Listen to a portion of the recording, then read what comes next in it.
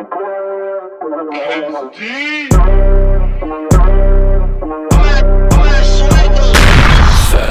400 on the dash, 55 bills, but 50 for the tax on the bag. I don't really like to brag, venom my socks when I'm stepping out of sight. Hey guys, welcome to my channel. Thank you for tuning in. If you saw the video on the channel with my girlfriend Alexis and Ken, and that was what brought you here, I appreciate it. If you already was a subscriber and now you're seeing more of me, then I thank you as well. I know in my other videos, our motorcycle videos, if you want to watch them, that would be great. It was a fun experience, but for now, I'm going to actually do a little story time for you guys. It basically changed my life and made me become the human being that I am today, the grown, strong boy that I am today. So I'm just going to share this with you, and it's going to be the time that I almost lost my life. I was with my girlfriend at the time. You know, I went over her house and I didn't think anything of it because the area that she lives in, you know, it claims to be bad, but that's all over the area. So if you know Long Beach, you know there's certain part of the areas where you don't want to cross because it could be dangerous. But I've been over this location multiple times, late at night, left her house 2 o'clock in the morning, 12 in the morning. Got there at like 10 o'clock at night by myself. I skated there. I didn't have a car before when we first started dating, but then eventually I got a car. So this day I had a car, thank God, but it was just, the location was bad parking, so I had to park like 2 blocks down. But like I said, I didn't think anything of it. It was just a normal day. Like, what am I scared of? My parents used to always tell me, Kendrick, don't go over in that area. It's bad for you. It's dangerous. But I was a good kid. I didn't think anything would happen until that day. So what happened was, me and my girlfriend at the time, we were talking, I was drinking a little bit. I had a beer, drank it, so I was a little bit buzzed, and that's going to come into play later, so just remember that. I was a little buzzed, and we were talking, and all of a sudden we got into an argument. I don't recall what the argument was about, but we got into an argument, and so what happened was, I was like, you know what, I'm about to go home, I'm about to leave. So I was like, you know what, I'm done, I'm about to just go home, which, you know, was cool. I'd done it before. I walked in the street going towards my car, which was 2 blocks away, like I said, and then there was a car in the alley. And me being me, I'm a very observant person. I look at my surroundings to check it out. So while I'm walking, I see the car in the alley, and then it reverses. So it's like I'm walking, the car's in the alley, like, I'm trying to see how I can explain it. The car was in front of me on my left-hand side, and I was back here, I was walking. The car reverses this way and then drives this way, and I'm walking still. And then I see the car stop. At this time, I had like a small little pocket knife. It was connected to my keys, so I took it out of my pockets. But then something in my head said, Kendrick, put it away. Which I'm glad I did, because those keys had my car key on it. If I would have lost those keys or something would have happened, I would have been screwed. I wouldn't have been able to do anything. So I was smart enough to put my keys in my pocket. All of a sudden, I hear the door open, and I'm like, okay, so I'm going to keep walking. I'm not sure what's going on, but I'm looking out the corner of my eyes the whole time, so I see what's going on. There's a guy come out the car, and then he creeps up on me, like ducking, creeping down, and then comes up from behind me. But I saw it before it was happening, so I quickly turned around to see what's going on, right? And then he was like, hey, where you from? Where you from? Are you from? And he named out different gangs. I was like, nah, I don't even bang. And at this time, I was just like what's going on? Like, this guy think that I'm in a gang? I'm not that kind of person. And then he's like, are you sure? And I said, yeah, bro, I don't bang. It's cool. I said, all right, give me what's in your pockets. At this time, I was like, whoa. He went from just trying to show like, oh yeah, I'm tough. Let me see where you from. I thought I was gonna be done with it like that, but then he was trying to rob me. And I'm not materialistic or anything, but I just bought my iPhone and I have my car keys on me. So in my head, I'm like, okay, I give you this phone, I'm gonna be screwed. I ain't gonna have a phone right now. And then I was thinking also, okay, I have my car keys. If I give my car keys, I'm screwed. I ain't gonna be able to leave this area. So I was like, fuck, you know what? Nah, I don't have anything. He said, bro, I know you got something. Give me what's in your pockets. I was like, bro, I don't have anything. That's when he lifted up his shirt and pulled out a weapon. It was a small pistol. It was a 22. In my head, like, I didn't know whether, like, oh, this guy, it's a fake gun, it's a real gun. I was just thinking, bro, I gotta save myself. I don't know what's gonna happen, but I'm not trying to die today. But then again, if I am to die,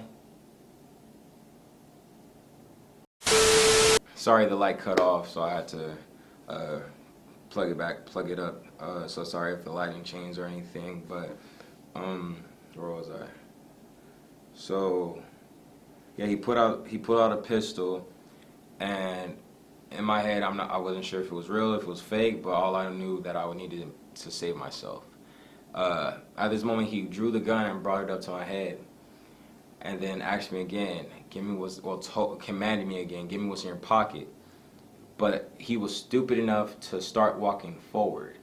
So when he walked forward, I took the opportunity. It was either a fight or flight, and the fight came in. Because even if I gave him my stuff, who was to say that he wasn't going to still shoot me? I didn't know, and I wasn't going to take that chance. So he drew the gun. I was able to reach out and grab it. I pushed it to the side. But remember, I was drinking earlier, so I was a little bit buzzed. So everything I was doing was kind of like groggy. Like I wasn't as strong as I could have been. So I was able to move the pistol, and then he was able to move it towards my stomach, and he shot. Thank God it was a few inches from missing my stomach. Like he would have shot me right here. And who's to know if I would have still been alive today? Thank God that he missed. But when I heard that sound, I was like, bam, oh, this is real. He's really trying to kill me now. Oh, heck no. So then he was able to lift it up one more time. But I was able to push it down again. I'm not sure how I was able to do it, being buzzed as I was, but I was able to lift his hand down again, grabbed his wrist with my left hand, socked him a few times in the face, turned him around, and grabbed him by the neck. At this time, I dropped him, and for those of you that don't know, I did run track. I wasn't the fastest guy, of course, but I was a sprinter. I was used to sprinting. But let me tell you, this was the fastest and longest I've ran. It was exhausting. So I jumped to the floor. I'm hearing him calling somebody's name, and I wasn't trying to stay around to wait for who he was calling. But I ran. My right shoe came off, but I kept running through the alley, just ran.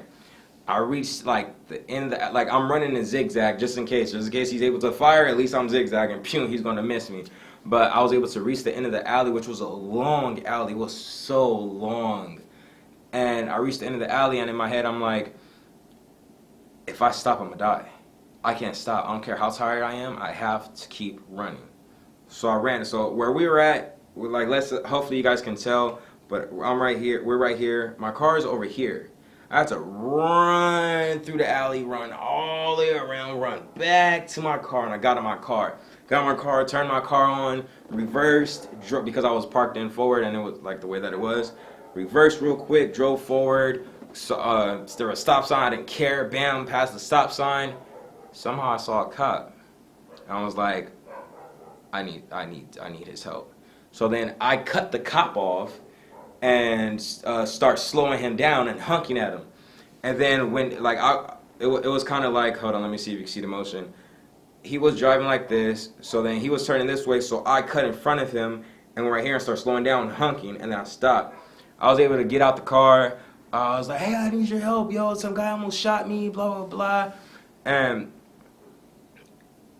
they set me down on my I sat on my trunk. I was telling him what's going on. He's like, hey man, okay, look, it's going to be okay. Where were you at? I told him the location I was at. They're like, okay, look, we got officers over there right now looking at the scene. They don't see anybody. All right, come on, let's go over there. And we're trying to see if, like, do you remember what kind of gun they are, whatever, what they look like?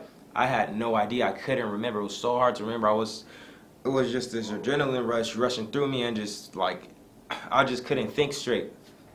So we went back to the location, and the officers was looking for the bullet. That's why they asked me if it was a revolver, if it was a pistol, if the shell came out. I didn't know, but I was like, okay, I think it was a 22 because the sound of the shot was very low, like a little BB gun, like pee, pee, like, so it had to be a 22. So okay, well we're gonna look for it on the floor and see if the shell's there. And then I was like, okay, hold on, look, I was standing right here. He shot at me right here, and then I looked down and I found the shell. At that time, it became so surreal to me that I could have lost my life. That's crazy to think about. I know a lot of people that's probably watching this channel, a lot of people that's in this world went through life experiences like that where they almost lost their life for no reason. It's just, unless you live it, you understand it. It's like I fought for my life in order for me to reach the age that I am now at age 25.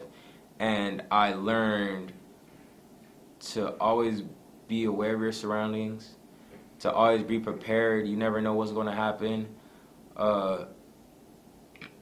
Whatever you have, try and be protected.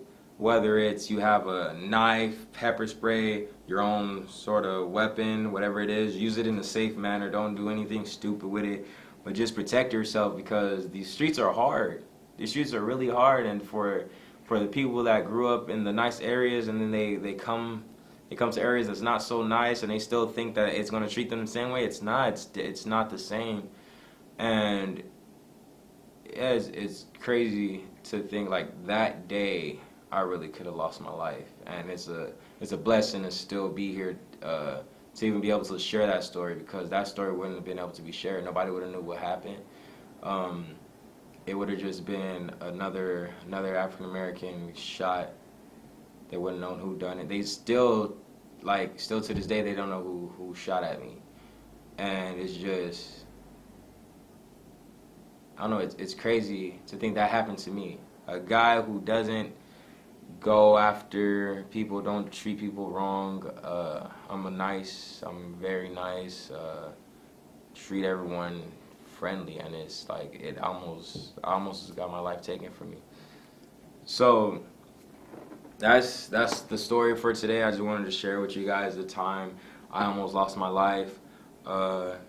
Leave comments, like, subscribe if you haven't already. If this is your first time seeing me, or even if you see me a couple of times, just subscribe. I would greatly appreciate it. Also, my girlfriend has a channel. If you haven't seen the Alexis and Ken channel of me talking about how we have our own separate channels, go ahead and follow her as well. But thank you for watching, and yeah, I can't wait to bring you guys more content. If you guys have more suggestions on what to do, I greatly appreciate you sending them my way.